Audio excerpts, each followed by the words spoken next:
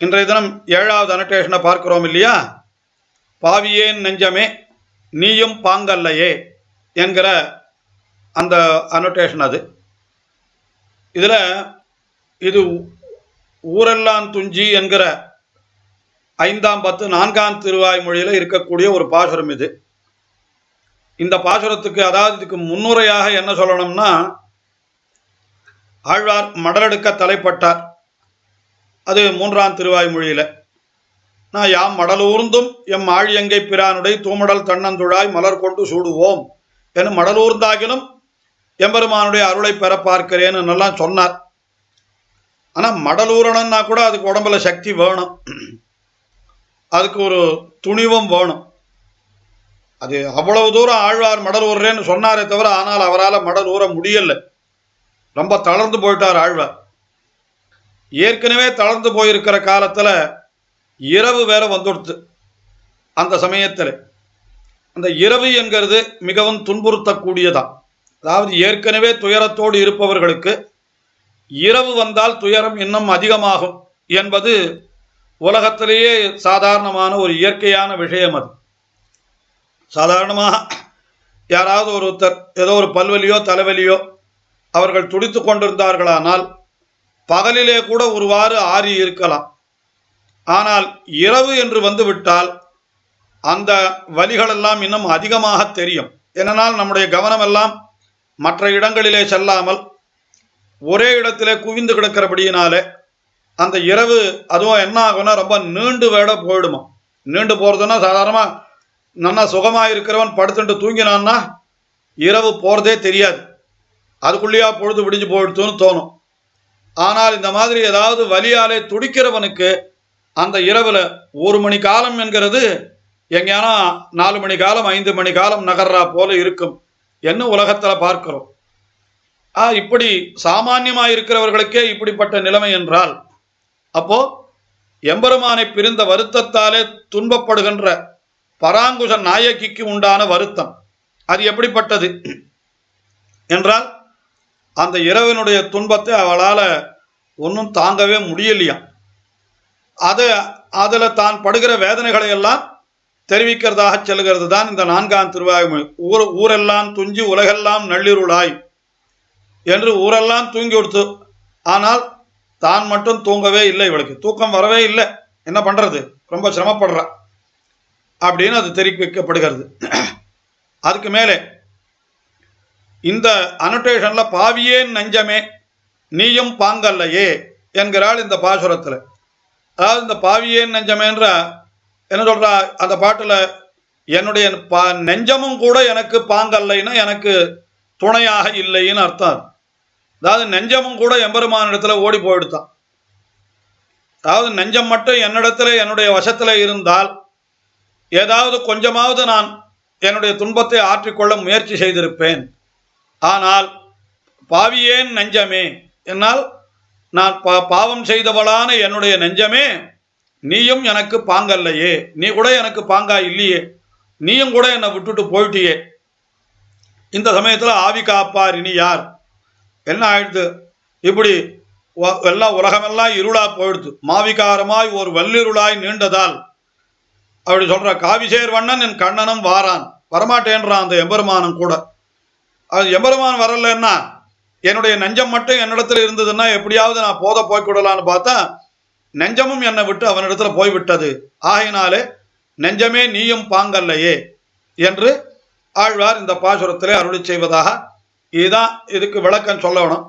இதில் குறிப்பு என்கிற இடத்துல வேணும்னா இப்படி எழுதலாம். என்ன எழுதலாம்னா, நெஞ்சம் பாங்கில்லாத போகிறதுன்னா என்ன அர்த்தம் அப்படின்னா, நெஞ்ச இவர் வேறு நெஞ்சு வேறு அல்ல. நெஞ்சு என்கிறது இவரோட சேர்ந்தது தானே. ஆனால் இவருடைய எண்ணமெல்லாம் அந்த எம்பெருமானிடத்திலேயே ஈடுபட்டு இருக்கிறபடியினாலே தன்னை தனியாக வைத்து நெஞ்சை தனியாக வைத்து ஆழ்வார் அருளி செய்வதாக இப்படி ஆச்சாரியர்கள் வியாக்கியானத்தில் காட்டுறார். சில இடத்துல என்ன பண்ணுவான்னா, சிறிய திருமடலில் கூட பார்த்துருக்கோம்னா அதை இங்கே கிராஸ் ரெஃபரன்ஸாக கூட எழுதலாம். இந்த மாதிரி அந்த எம்பெருமான இடத்துல யாரை தூது விடுறதுன்னு தெரியல அப்படின்னு பார்த்துட்டு கடைசியில் நான் என்ன பண்ணினேன், வாராய் மட நெஞ்சே வந்து என்று என்னுடைய நெஞ்சத்தை அழைத்தேன். உடனே நீ போய் அந்த எம்பெருமான இடத்துல போய் சொல்லு, அவன் திருத்துழாய் மாலை தாரான் தரும் என்று 2ல் 1 தனை எனக்கு கேட்டு வந்து சொல்லு அப்படின்னு சொன்னான். ஆனா கடைசியில என்ன பண்ணி தந்த நெஞ்சம், பாராதே என்னை மறந்ததுதான், என்ன என்னை அது அந்த நெஞ்சமானது என்னை மறந்து விட்டது என்று சொல்லும்படியாக அங்கேயே நின்று போயிடுத்து அப்படின்னு இப்படி சொன்னதாக இவர் ஆழ்வார் பாசுரத்துல, சிறிய திருமடல் பாசுரத்துல நாம் பார்க்கிறோம்.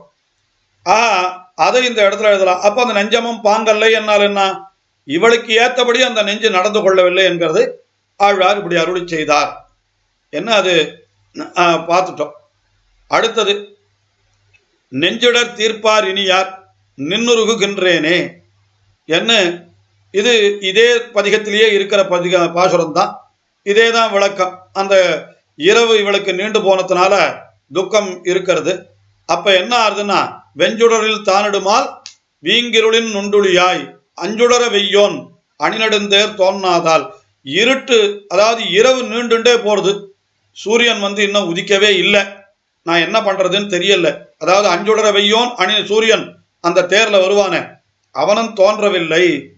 ஆனால் செஞ்சுடர் தாமரைக்கண் செல்வன் என்று சொல்லப்படுகின்ற தாமரை போன்ற திருக்கண்களுடைய எம்பெருமான், அவன் வந்தால் என்னுடைய துன்பத்தை எல்லாம் ஆற்றிக்கொள்ளலாம்னு பார்த்தா, அவன் கலக்கிற பொழுது தன்னுடைய கண்ணழகை காட்டி என்னை மயக்கினானே தவிர, இப்போ அந்த கண்ணழகை என்னுடைய நெஞ்சில நின்று போயிடுத்து. ஆனா அவன் வரமாட்டேன்றான். அதனால இனிமேல் இந்த நெஞ்சுடரை தீர்ப்பார் இனி யார், நான் இங்கே உருகி கொண்டிருக்கிறேன் என்று இவள் சொல்லுவதாக இந்த பாசுரம் அமைந்திருக்கிறது. இதுல கூட இன்னொரு குறிப்பா உங்களுக்கு ஒரு டிப்ஸ் என்ன சொல்லலாம்னாக்கா, இந்த அனோட்டேஷன்ல கூட சில அனோட்டேஷன் ரொம்ப சுருக்கமாக தான் இருக்கும், ஒன்றும் இதுக்கு மேலே விவரிக்கிறதுக்கு விஷயம் கூட இல்லாத இருக்கலாம்.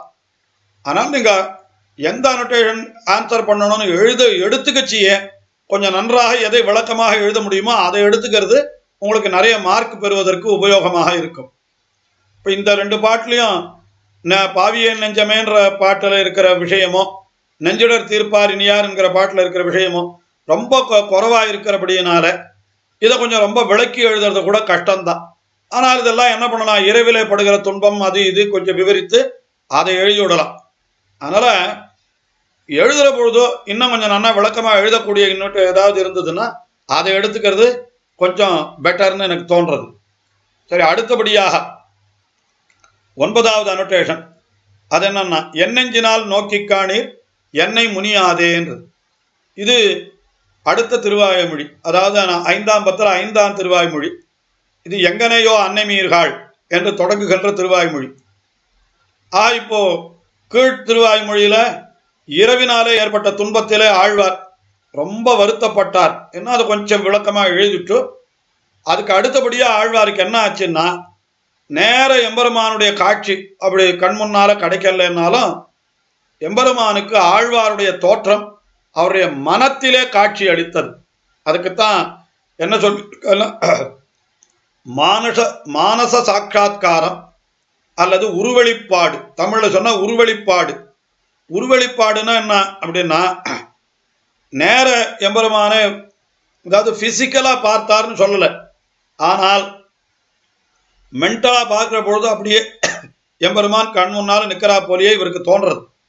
அதுலேயும் யாருடைய அழகு, எந்த எம்பெருமானை பார்த்தார் ஆழ்வார்னா, திருக்குறுங்குடி என்கிற திவ்ய தேசத்திலே எழுந்தருளி இருக்கிற எம்பெருமான், அவருடைய அழகு அப்படியே கண் முன்னால நிற்கிறதான். அந்த அழகுல ரொம்ப ஈடுபட்டுட்டாளா இந்த பராங்குஷ நாயக்கி. அதாவது இதெல்லாம் நாயக்கி நிலையில பாடுகிற பாசுரம். இப்ப இது வரைக்கும் நாம பார்த்தோமே, அதாவது ஆம் கோணைகள் செய்தி என்ற 5ஆம் திருவாய்மொழி, அதாவது தலையில் வணங்குவோமாங்களோ அந்த 3ஆம் திருவாய்மொழியிலேருந்தே ஆரம்பித்து ஆழ்வாருக்கு நாயக்கி பாவம் தான். அதாவது ஆம் கோணைகள் செய்தி என்கிற 6வது அனோட்டேஷன். இப்ப பாவியே நெஞ்சமே நீயும் பாங்கல்லையே, அதுக்கு முன்னாடி 5வது அனோட்டேஷன் தலையில் வணங்குவோமாங்களோன்றது எல்லாம் நாயக்கி பாவம்.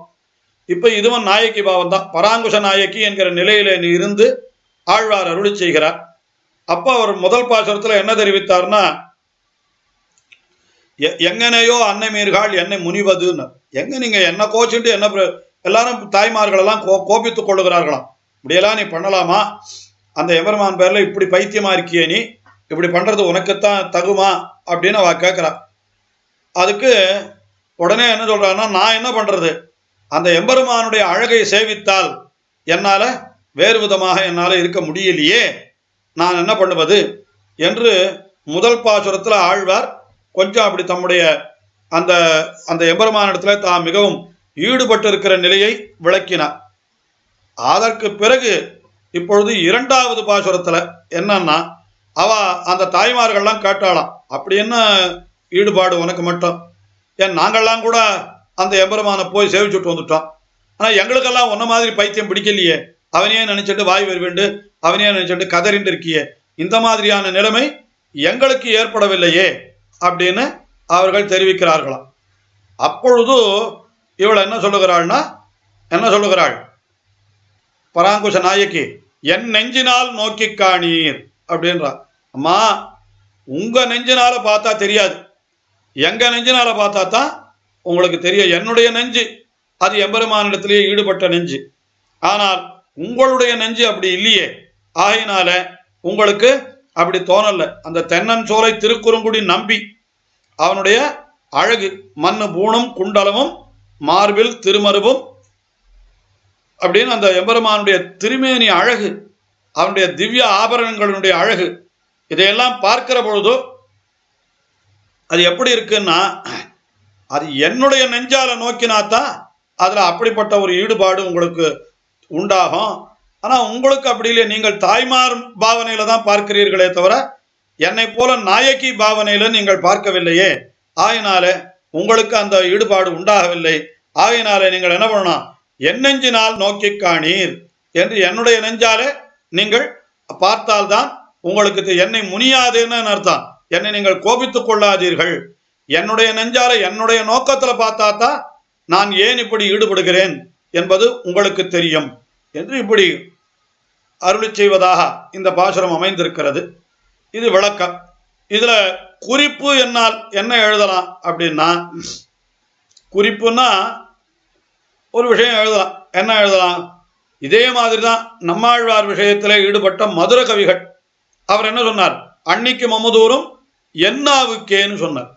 எல்லாரும் சொன்னாலாம், நம்மாழ்வாருடைய பேரை சொன்னா நாவல இனிக்கிறதுன்னு நீர் சொல்றீரே ஆழ்வாரே, நாங்களும் தான் சொல்லி பார்த்தோம், எங்களுக்கு இனிக்கலையேன்னா, அது என்னாக்கில் தான் அந்த இனிப்பு தெரியும், அந்த பாவம் என்னுடைய பாவத்தில் சொன்னாதான் அந்த இனிமை தெரியும் என்பதைத்தான் மதுரகவி ஆழ்வார் அன்னிக்கு மமதூரும் என்னாவுக்கேன்னு சொன்னார்.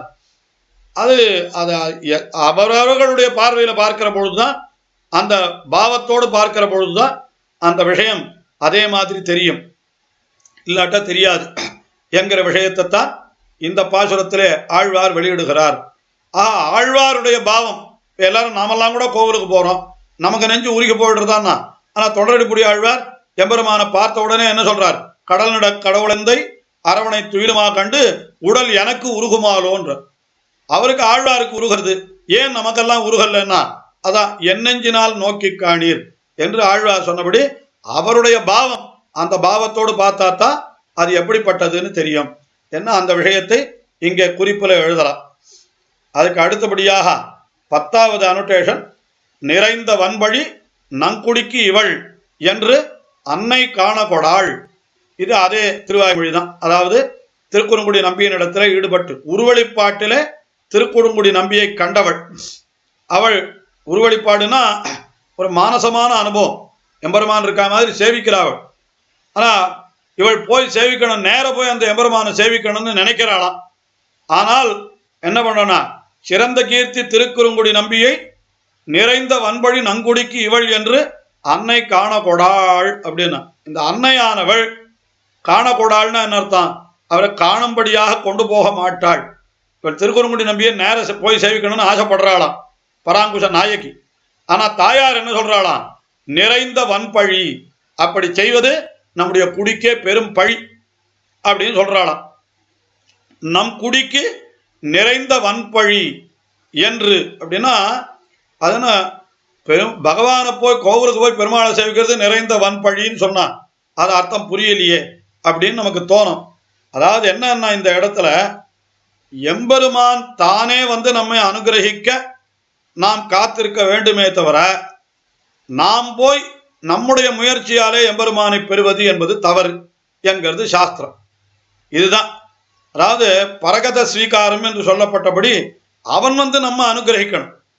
அப்படி இருக்கிற பொழுதோ நாம் போய் அவன் இருக்கிற இடத்திற்கு நானே போய் சேருகிறேன்னு சொல்றாளே, அது கொஞ்சம் நம்முடைய சொரூபத்திற்கு தகாதுன்னு சொல்றோம். சொரூபம் என்னால் நம்முடைய ஜீவாத்ம துருமை விடுபட்டதுன்னா எம்பெருமானுக்கு ஒரு அச்சேதன பொருளை போல பரதந்திரப்பட்டு கிடக்க வேண்டும்.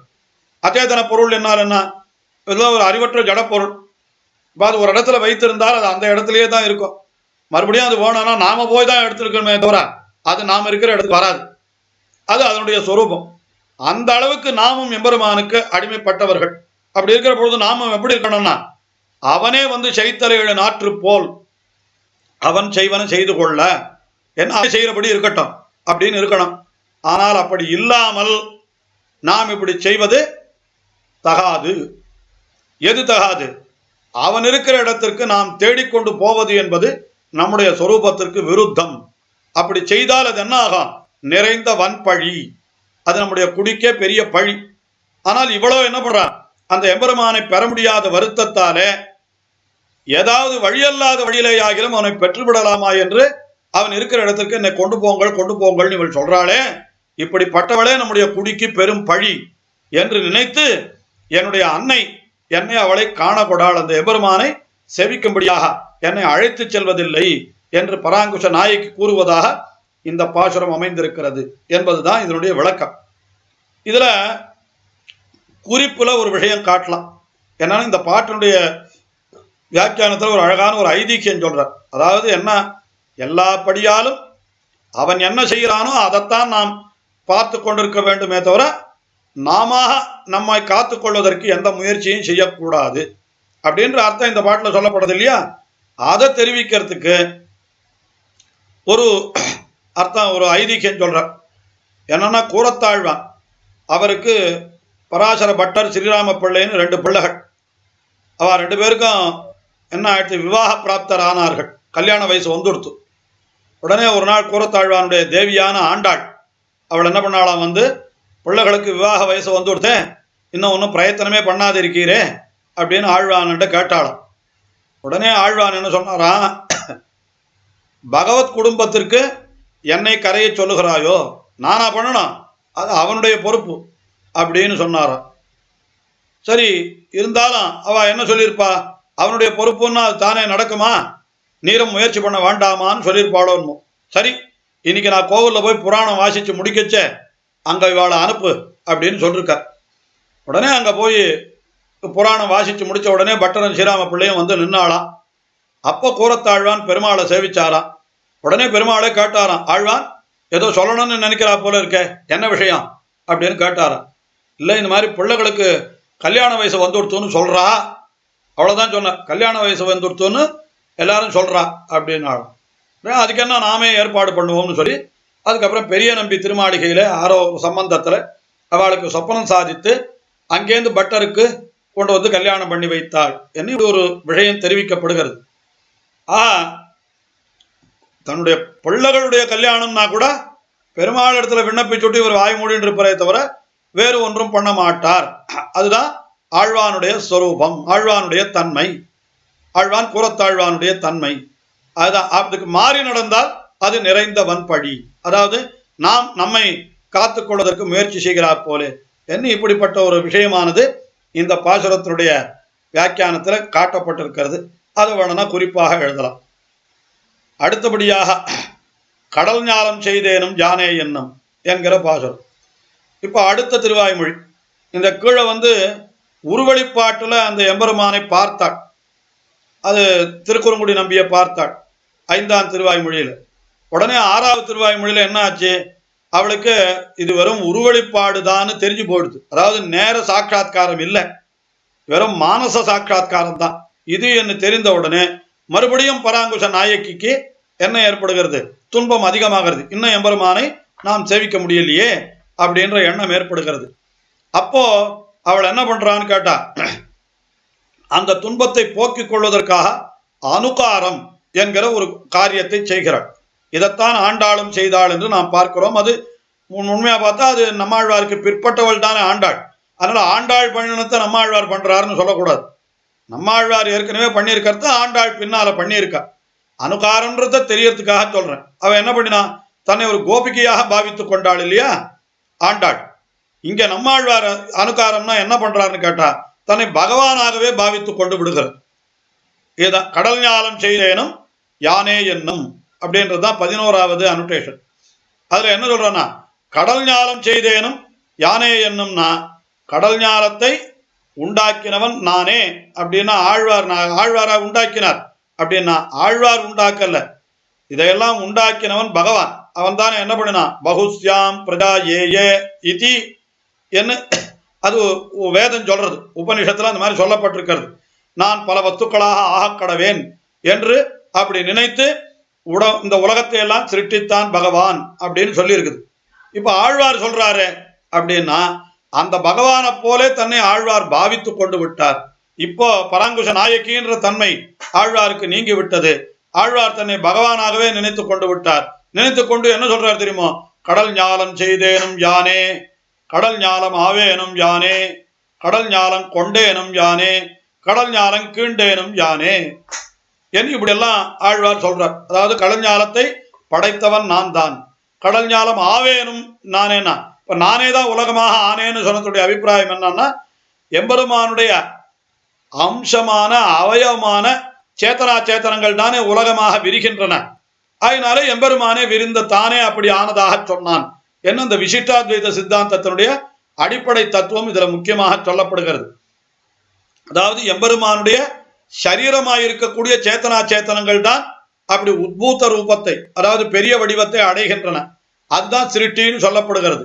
ஆகையினாலே எம்பெருமான் என்ன பண்றான், நானே கடல் ஞாலத்தை படைத்தேன், நானே கடல் ஞாலமாக ஆனேன் அப்படின்னு சொல்றான். அந்த வேதமும் கூட என்ன சொல்றது, பகு சியாம் பிரஜாயேய, நான் பல வஸ்துக்களாக நானே ஆக கடவேன் என்று அவன் சொன்னதாகத்தான் அங்கேயும் கூட அந்த வேத வாக்கியமும் அமைந்திருக்கிறது. அதெல்லாம் ஆழ்வார் இந்த இடத்துல தன்னை பகவானாகவே பாவித்துக் கொண்டு நானே உலகத்தை படைத்தேன், நானே உலகமாக ஆனேன், நானே உலகத்தை கொண்டேன், கொண்டேன் என்னால் மகாபலியின் இடத்துல யாச்சகமாக கொண்டேன், நானே கடல் ஞானத்தை கீண்டெடுத்தேன்னா அந்த பிரளயத்திலே அந்த ஹிரண்யாட்சனாலே அபகரிக்கப்பட்டிருந்த பொழுது அதை நான் வராகமாக சென்று நானே கீண்டேன் என்று இப்படியெல்லாம் ஆழ்வார் பராங்குஷ நாயக்கியான ஆழ்வார் பகவானை அனுகரித்து தன்னையே பகவானாக பாவித்துக் கொண்டு இப்படிப்பட்ட வார்த்தைகளை எல்லாம் சொல்லுகிறார். ஆனா இதை பார்த்த தாயார் என்னன்னு சொல்லிட்டா, இது என்ன இப்படி எல்லாம் நானே நானேன்னு சொல்றாளே இவள், என்னுடைய மகள், ஒருவேளை எம்பெருமான் இவளிடத்துல ஆவேசித்து விட்டானோ அப்படின்னு நினைக்கிறாளாம். ஆனால் உண்மையாக பகவானுடைய ஆவேசம் அல்ல, அது எம்பெருமானை ஆழ்வார் அனுகரித்ததுதான் என்கிறது தான் இந்த பாட்டினுடைய அர்த்தம். இது அதுல குறிப்பு அப்படின்னு எழுதுற பொழுது இதுல என்ன எழுதலாம் அப்படின்னா, இந்த விசிஷ்டாத்வைத தத்துவத்தினுடைய அடிப்படை இந்த பாசுரத்துல தெரிவிக்கப்படுகிறதுன்னு சொன்னேன் இல்லையா, அதை எழுதலாம். குறிப்பாக இந்த பாசுரத்துல ஆழ்வார் மிக அழகாக கடல் ஞானம் செய்தேனும்ன்றதுனால உலகத்தை எல்லாம் சிருஷ்டித்தவன் நான் தான் என்று எம்பெருமான் பாவனையில தெரிவித்தவர். அடுத்தபடியாக கடல் ஞாலம் ஆவேனும்னு சொன்னதுனால அந்த கடல் ஞாலமாக நானே ஆனேன்னு சொன்னா எம்பெருமானுடைய சரீரமாயிருக்கக்கூடிய சேத்தன அச்சேதனங்கள் தான் இப்படி உலகங்களாக மாறின என்பதைத்தான் ஆழ்வார் இப்படி காட்டுகிறார். இதுதான் விசிஷ்டாத்வைதத்தினுடைய முக்கியமான அடிப்படை. பகவானே இந்த உலகத்திற்கு 3 வித காரணமாகிறான் என்று சொல்லப்பட்டிருக்கிறது. அதை ஆழ்வார் இந்த பாசுரத்தில் மிக அழகாக காட்டுகிறார் என்று அந்த விசிஷ்டாத்வைதத்தினுடைய அடிப்படையை இந்த பாசுரத்தினுடைய குறிப்பாக நாம் எழுதலாம். அடுத்தபடியாக 12வது அனுட்டேஷன், கொடியான் இலங்கை செத்தேனே என்னும் என்ன அதே திருவாய்மொழியில இருக்கிற பாசுரம் தானே. அதனால உருவழிப்பாட்டில் பார்த்த ஆழ்வாருக்கு அந்த உருவழிப்பாடு மறைந்தவுடனே மறுபடியும் துன்பம் ஏற்பட அந்த துன்பத்தை ஆற்றிக்கொள்வதற்காக தன்னை எம்பெருமானாக பாவித்துக் கொண்டு அப்படி ஆழ்வார் அருளி செய்கின்ற பாசுரம். அதுல கொடியான் இலங்கை செற்றேன், கொடியவனான ராவணனுடைய இலங்கையை செற்றேனும் யானே அப்படின்னு கொடியான் இலங்கை செத்தேனே என்னும் என்ன அந்த ராமபிரானாக தன்னை சொல்லுவதாக இங்கே பாசுரம் அமைந்திருக்கிறது.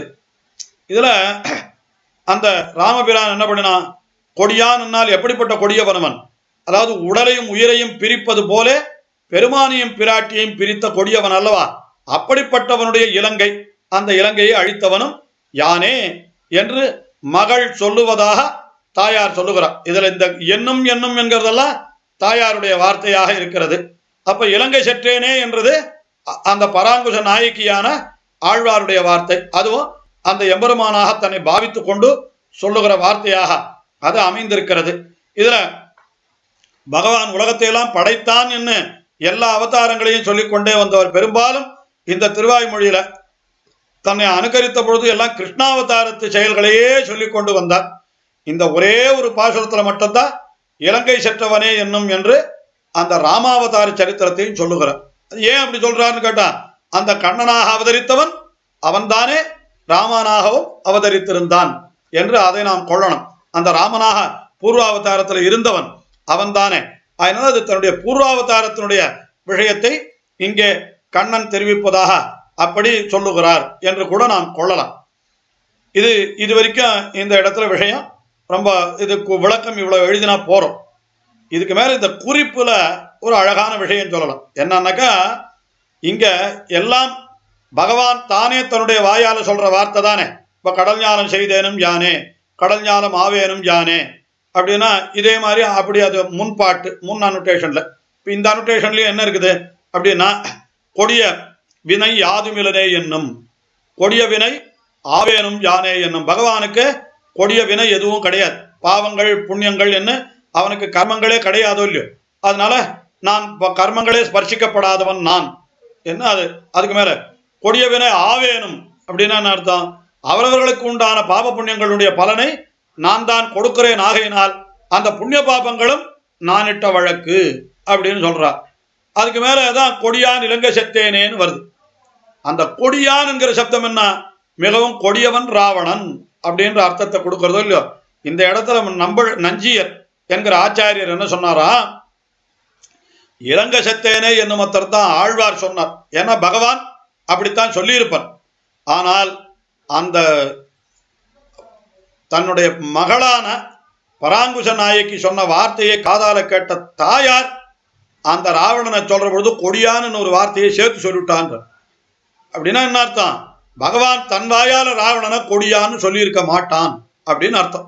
ஏன்னா அவன் கொடியவன் தான் ரெண்டு விதமா சொல்லலாம். ஒரு விஷயம் என்னன்னு கேட்டா, இது யாரையுமே கொடியவனாக பகவான் நினைப்பதில்லை. தன்னுடைய விரோதியையும் கூட பகவான் கொடியவனாக நினைக்க மாட்டான். ஆயினாலே கொடியான் என்று ராவணனை பகவான் சொல்லியிருக்க மாட்டான் என்று ஒரு காரணம் சொல்லலாம். இன்னொரு காரணம் என்னன்னா, பெரிய ராவணன் என்ன பெருமாளுக்கு பகவானுக்கு அவ்வளவு பெரிய விரோதியான்னா, பொல்லா வரக்கனை கிள்ளி களைந்தானே என்று அவலீலையாக, அதாவது அனாயாசமாக அவனை வதம் செய்து விட்டபடியினாலே அவனைப்போ கொடியான் என்று சொல்லி அவனுக்கு ஒரு பெரிய மதிப்பை உண்டாக்க வேண்டிய அவசியம் இல்லை என்ற காரணத்தினாலே அப்படி சொல்லியிருக்க மாட்டான். ஆனால் பராங்குஷ நாயக்கியினுடைய தாயார் இருக்காள் இல்லையோ, அவள் சொல்ற பொழுது ஐயோ பெருமானியும் பிராட்டியும் பிரித்தவன் அவன் கொடியவன் அல்லவா அப்படின்றதுனால இலங்கை செத்தேனே என்னும் என்பது மட்டும்தான் பராங்குஷ நாயக்கி அந்த எம்பெருமானாகிற பாவனையில சொன்ன வார்த்தை. இந்த கொடியான் என்கிற பகுதி மட்டும் இது தாயார் சொன்ன வார்த்தையாக இருக்க வேண்டும் என்று நஞ்சியர் அருளி செய்ததாக இங்க வியாக்கியானத்தில் காட்டப்படுகிறது. இது மிகவும் சுவையான பொருள் என்று அதை நாம் குறிப்பிலே எழுதலாம். என்ன அது வரைக்கும் வைத்துக் கொள்ளலாம்.